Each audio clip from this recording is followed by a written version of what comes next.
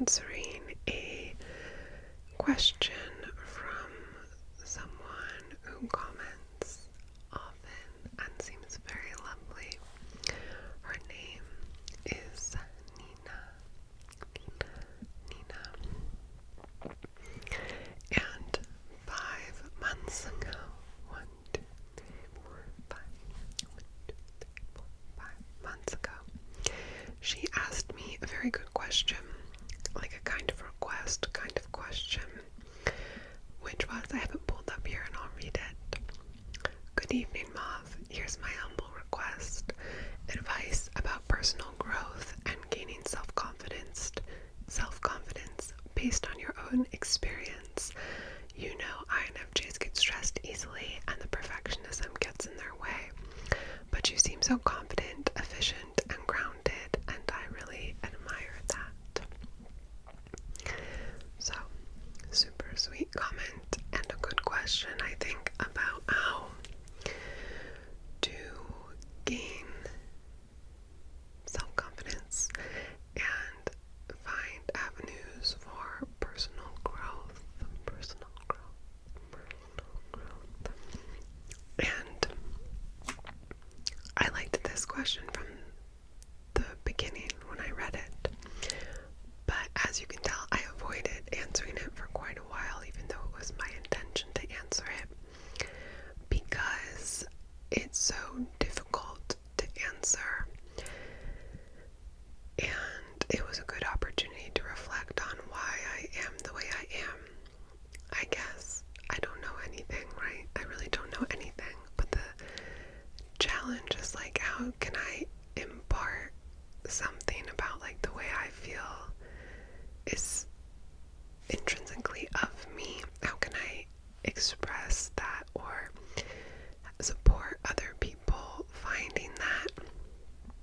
How can I support other people finding that when it's really something that you have to do yourself in many ways? And even though you have to do it yourself, I don't think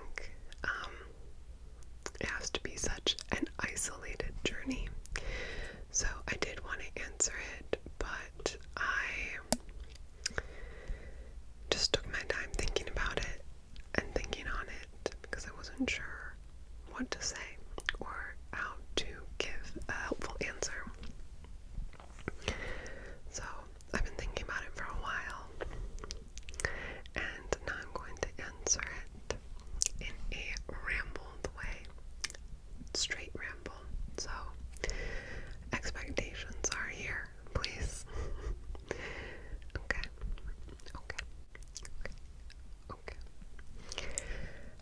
I want to start out by saying that, similar to what I said in my body image talk, someone who is comfortable in their body when their body meets social expectation does not necessarily have a good relationship with their body, right? They might, but not necessarily. Similarly with confidence, I think just because someone appears to be confident or has something externally that gives them confidence, like a lot of friends or a lot of money or, something like that, it doesn't necessarily mean that they are confident. There are gorgeous people who still seek a lot of external validation through social media and dating and things like that, who don't feel it in themselves that they are beautiful, that they should be confident. There are wealthy people who bring up the fact that they're wealthy all the time and do these weird displays of money because they're not confident, even though they have the money to be confident. You would think they would be confident, right? There are other people who, move in with a partner because they think that means something, like that event gives them confidence in their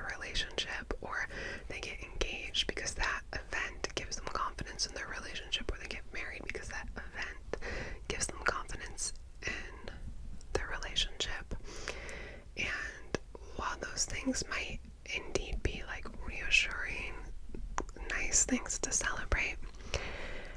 Just because somebody's checking those things off doesn't necessarily mean they're confident in their relationships. So confidence is not linked to an external marker. I would say the only thing it's linked to is self-concept, like how you think about yourself, how you describe yourself to yourself and others.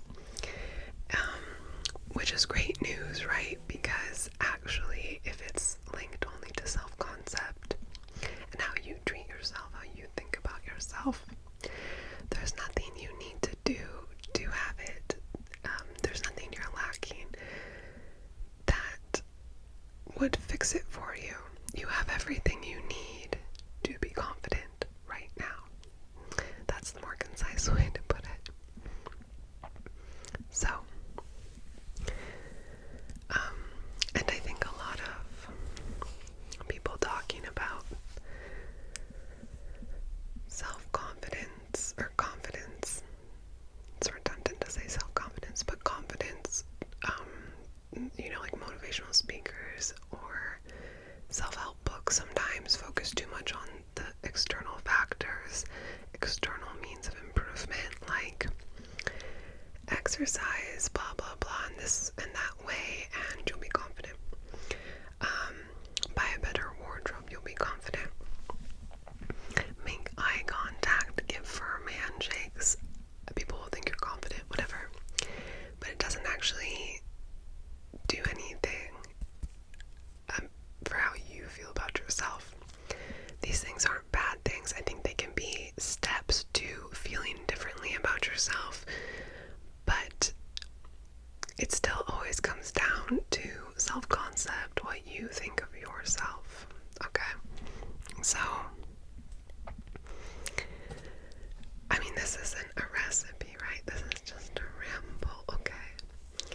But I think some important things to kind of cultivate and nurture in yourself, within yourself,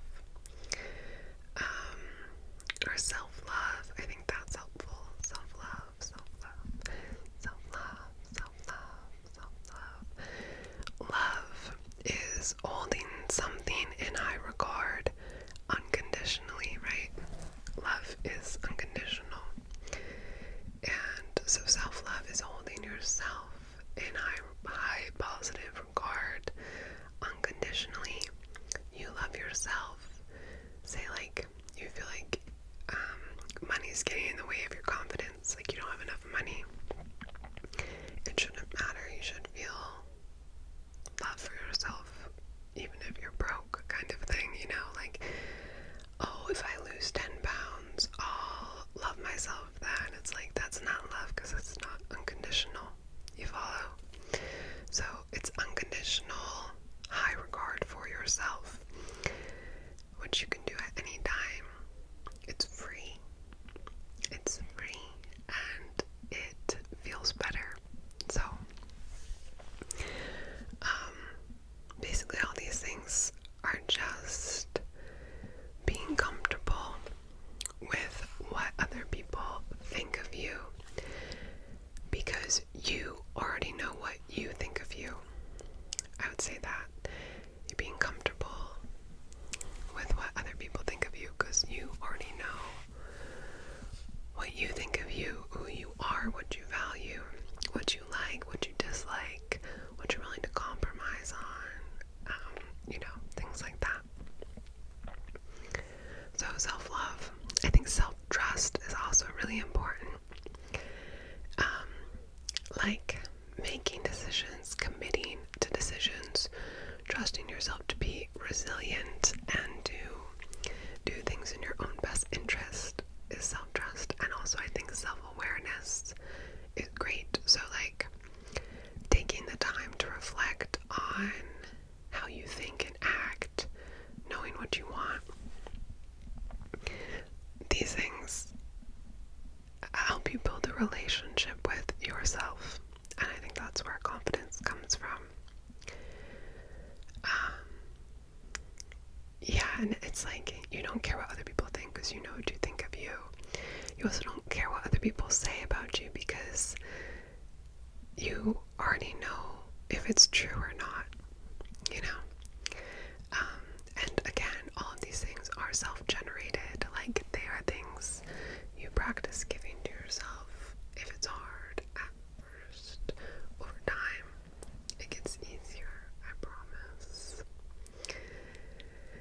And all they depend on is you. It's all you need to do it, to be confident. I hope this is helping.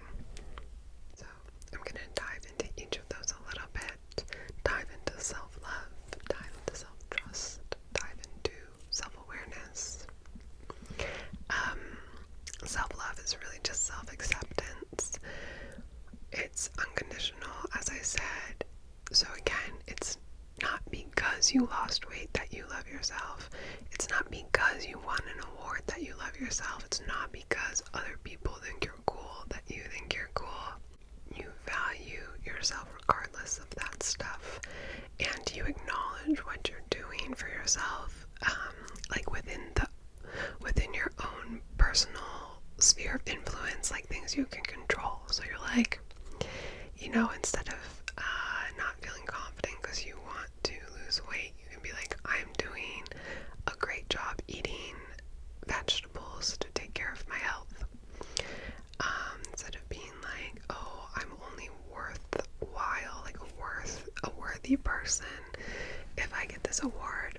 Instead of thinking that way, you know, you don't control who is, you know, who's awarded that award. So you could say like, oh, I'm doing a great job focusing on a project I enjoy.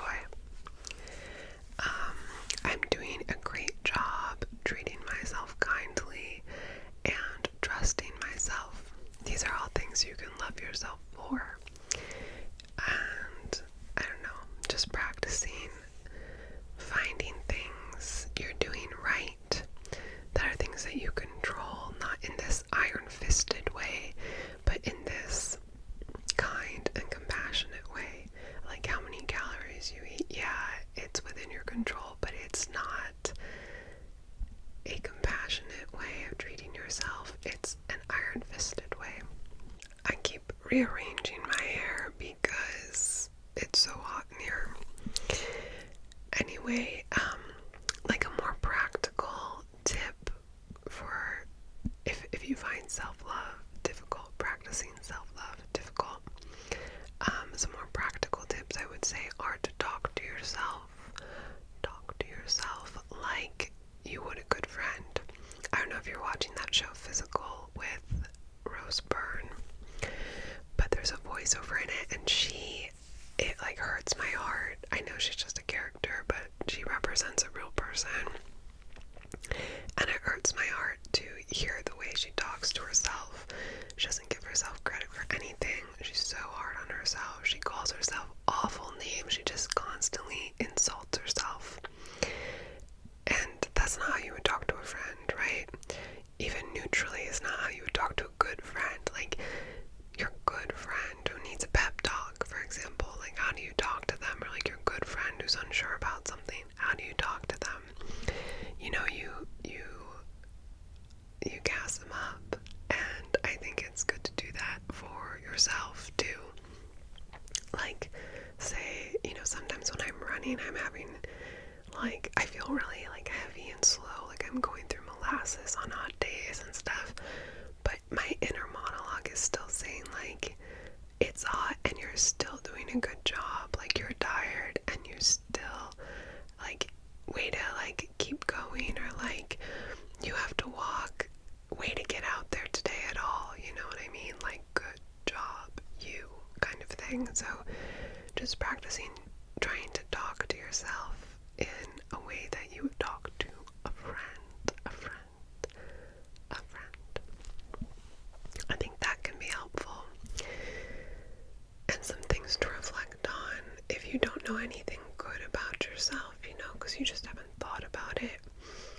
I would challenge you to think of things, like make little lists about yourself, like what are 1, 2, 3 of my strengths?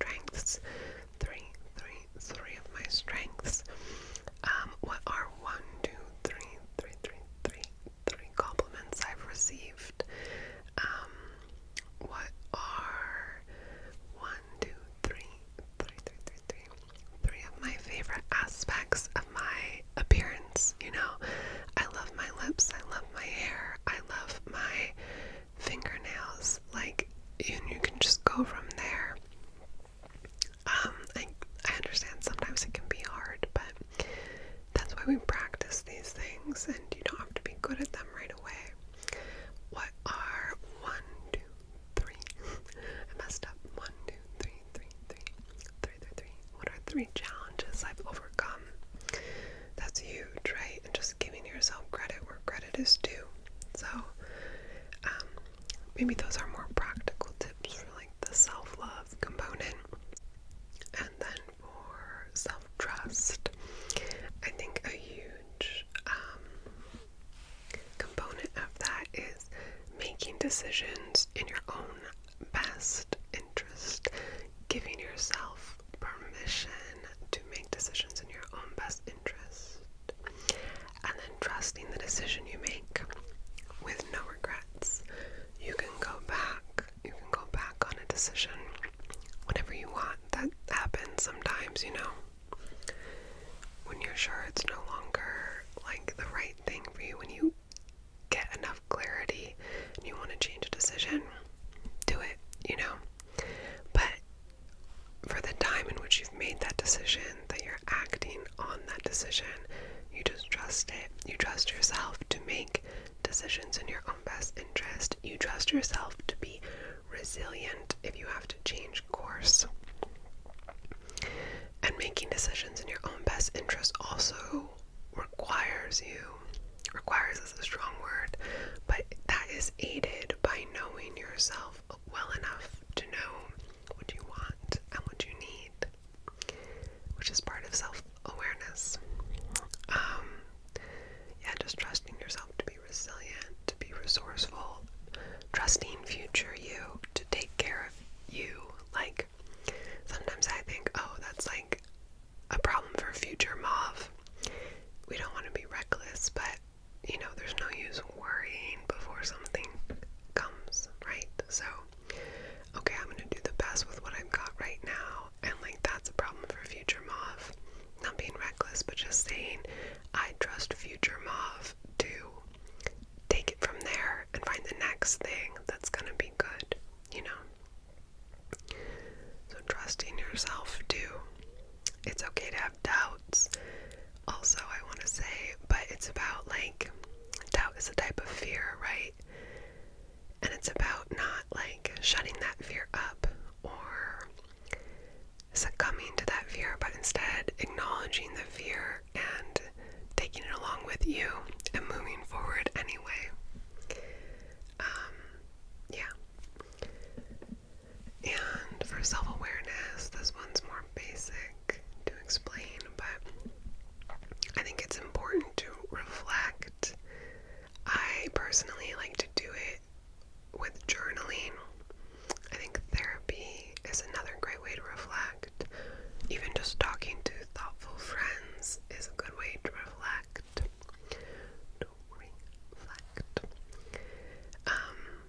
It's just a good exercise to find out what matters to you. And it's another way in which you can also maybe identify things to love about yourself. And identify your values so you can trust yourself. And that's all I have to say about self-love, self-trust, self-awareness. And to close with like some much more practical tips, maybe for being confident, for personal growth. These are more like being confident. I think spending time alone to learn to like yourself is so important, and something a lot of people don't do. Maybe they don't like themselves, or they don't want to confront the way they feel about something. They don't want to take a good look at themselves, kind of thing, so they just run around busying themselves with things always. And I think you have a relationship with yourself, right? And if you put time into that by spending time alone with yourself, by reflecting with therapy or journaling or whatever, that's only going to do good things for your own understanding of yourself and what you want, etc., all the things I've said.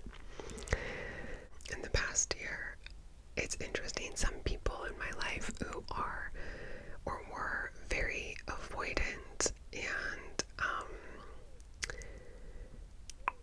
confusing people to be around reached out and apologized to me, very thoughtful apologies, basically admitting that they had not treated me super well. And I think that came from simply the time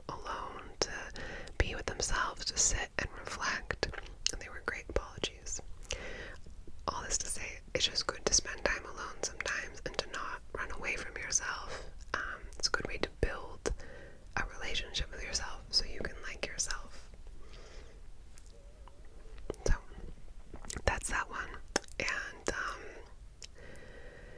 more practically, socially speaking, I always say if I have to give a speech, or I'm going on a first date, or I'm meeting someone important, if I'm nervous, I always think about, I focus on putting them at ease, or presentation, putting the audience at ease, and making sure they're comfortable and like warmed, instead of focusing about how nervous, or focusing on how nervous I am. And that always seems to help. And the last thing I'll say as a practical tip is, if you don't know what you like about yourself, you don't know anything about yourself, you're just not confident, and none of this is helping anything I've said, you're just like, okay, whatever.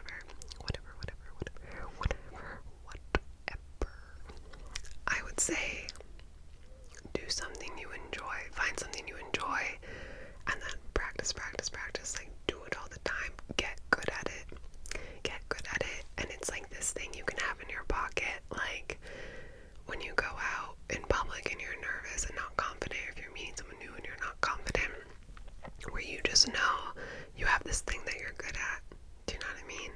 And you can just think, like, it's like a little secret you could carry around with yourself, or something you could share with people eventually. But picking something to do that you enjoy and then just getting really good at it is a great way to find something you like about yourself if you don't know where to start, because not only will you then have some kind of skill or whatever that you think is cool, right, because you enjoy it, but you can like that skill of yours, but you can also like your dedication to it, you can like your drive and the progress you've made, and there's so many things, so many rewards to reap from that, from building a new skill, and one of them is confidence. So I hope this helped. It was a ramble, of course, but I hope it helped.